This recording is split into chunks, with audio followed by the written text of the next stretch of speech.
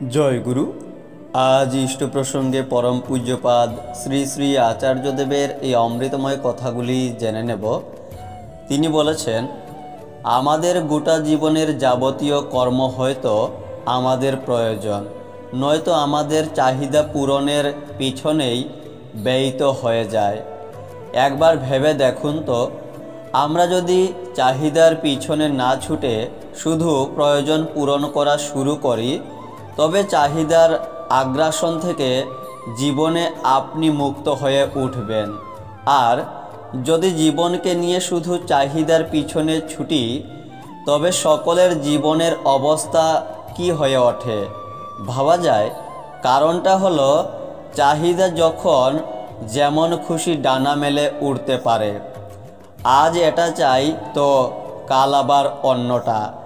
চাহিদা কোনো কিছুকে বিচার করে না, চাহিদা স্থিতিকে বিচার করতে অক্ষম। আমার অর্থনৈতিক পরিস্থিতি কি, আমার ঘরের, আমার পরিবেশের, আমার পরিবারের পরিস্থিতি কি, এইসব বিচার করার ক্ষমতা চাহিদার নেই।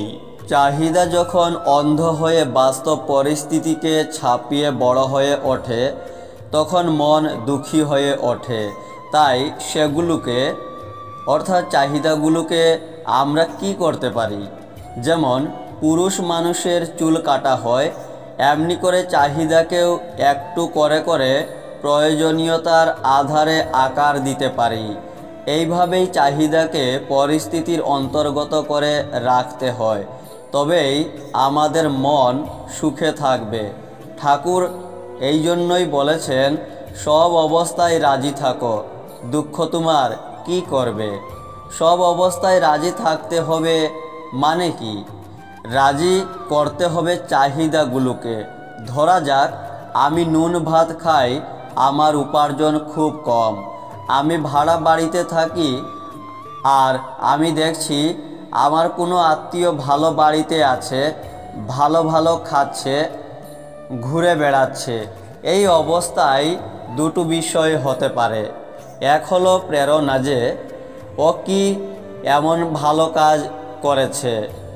যদি সঠিক পথে ও ভালো কাজ করে উন্নতি করে থাকে, তাহলে সেই ঘটনা আমার মধ্যে মোটিভেশন জাগাতে পারে। আর নয়তো আরেকটা বিষয় হতে পারে, তা হলো হিংসা।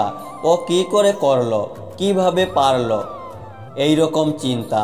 তাহলে হিংসা না প্রেরণা, এটা বিচার করা প্রয়োজন।